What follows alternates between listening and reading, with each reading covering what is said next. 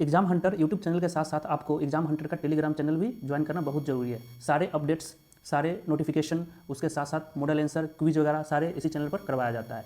तो इसको आप ज्वाइन कर लीजिए। हर वीडियो के डिस्क्रिप्शन में इसका लिंक दिया रहता है, उस पर आप सर्च करके ज्वाइन कर सकते हैं, या टेलीग्राम पर जाकर आप सर्च कीजिए BPSC एग्जाम हंटर और उसको ज्वाइन कर लीजिए।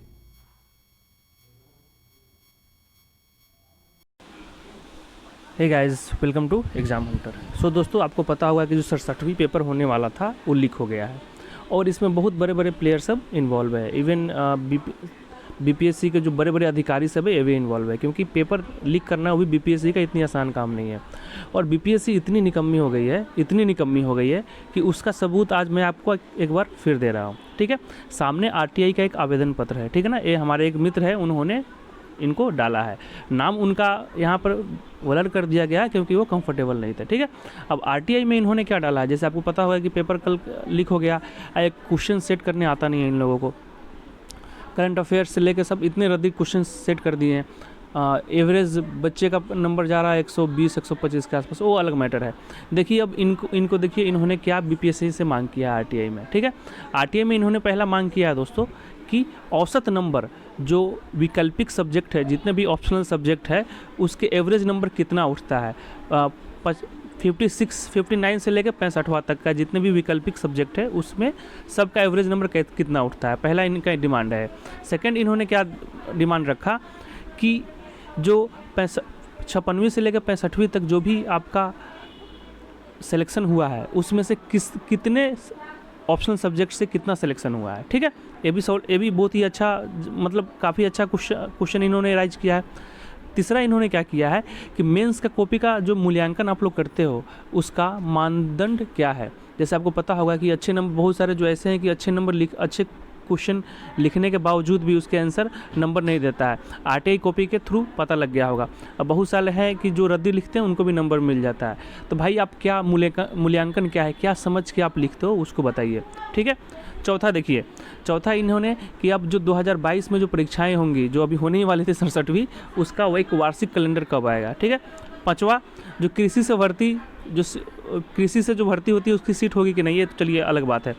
अब छठा, इन्होंने क्या बताया है कि 56वीं और 59वीं से 65वीं तक बिहार के बाहर वाले बच्चों का कितना सिलेक्शन हुआ है। ठीक है, अब लास्ट जो सबसे इम्पोर्टेंट है, जो पॉलिटिकल साइंस वाले का है, उनका डिमांड है कि राजनीतिक शास्त्र, आपको पता होगा कि पॉलिटिकल साइंस में सिलेक्शन बहुत ही ना के बराबर होता है, लेकिन अगर आप सोच रहे हैं कि ऑप्शनल के बदौलत हम सिलेक्शन ले लें तो डेट इज़ वेरी डिफिकल्ट, जो ट्रेंड डाटा है उसके अकॉर्डिंग। ठीक है, आप ऑप्शनल के बदौलत नहीं, अगर आपका पॉलिटिकल साइंस से PSIR है तो आप क्या कर सकते हैं, GS के बदौलत आप सिलेक्शन ले सकते हैं। तो इनका ये डिमांड है कि 56वां से 65वां तक के बीच का जितने भी बच्चे का सिलेक्शन हुआ है राजनीतिक विज्ञान से, पॉलिटिकल साइंस से, उसका एक रिकॉर्ड दीजिए। ठीक है, तो इन्होंने 7 डिमांड रखा है, जिसमें कुछ डिमांड बहुत ही वैलिड है। जैसे पॉलिटिकल साइंस वाला है, ऊपर का जो डिमांड है वो वैलिड है, और इन्होंने ये RTI उनको BPSC को भेजा है। ठीक है, RTI BPSC को भेजा। अब देखिए उनका रिप्लाई क्या आया। इतनी निकम्मी हो गई है ना BPSC का, देखिए इनका रिप्लाई क्या आया, ध्यान से पढ़िएगा इनको, क्योंकि इन्होंने बताया है कि जो शॉर्ट फॉर्म में बता रहा हूँ कि 56वीं से 59वीं, 60वीं से 62वीं, 63वीं, 64वीं, 65वीं जो परीक्षा हुआ है उसके बारे में जो आप हमसे डिमांड किए हो 1 से 7 तक, वो हमारे पास सूचना है ही नहीं, वो हमारे पास संकलित नहीं है।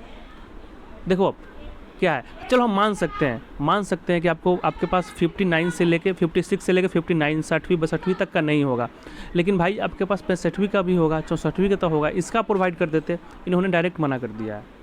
मना तो करेंगे ही, क्योंकि सब धांधली हो रहा है। अब इस बार जो 67वीं का जो कल पेपर हुआ वो तो पकड़े गया है, तो आपको पता लगा है कि धांधली हो रहा है। नहीं तो ऐसे पेपर में धांधली हो भी जाता है, पता भी नहीं लगता है। आपको लगेगा कि यार कम मेहनत किए, नहीं हुआ।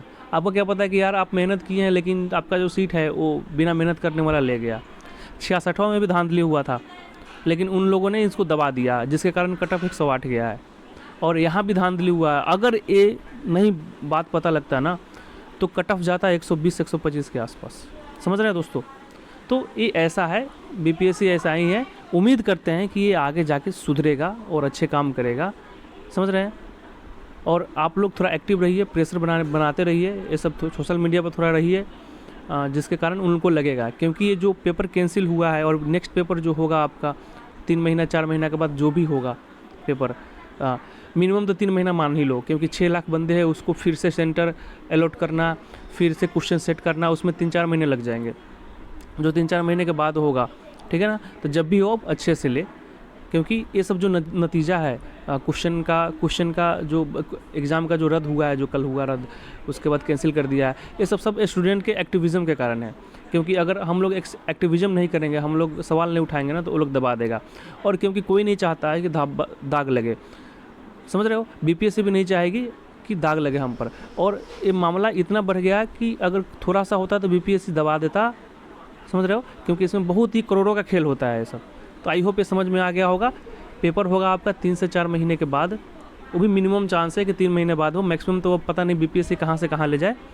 और जो नहीं दिए हैं उनके पास एक और बार मौका आ गया है कि दे दीजिए।